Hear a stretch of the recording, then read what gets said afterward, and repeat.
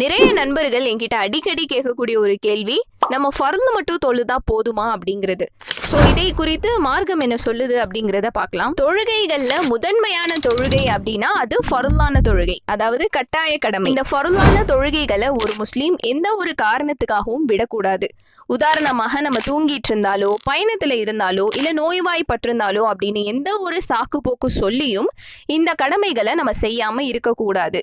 ஆனா நிறைய நபர்கள் இத காரணமா வச்சு இத மட்டுமே செய்யக்கூடியவங்களாக இருக்காங்க. அல்லாஹ் பாதுகாக்கணும். இப்போ நம்ம ஒரு அமல் செய்யறோம் அப்படின்னா அதற்கு முழுமையான கூலி கிடைச்சிருச்சா இல்லையா அப்படிங்கறது அல்லாஹ் சுப்ஹானஹு வ தஆலா ஒருவனுக்கு மட்டும்தான் தெரியும்.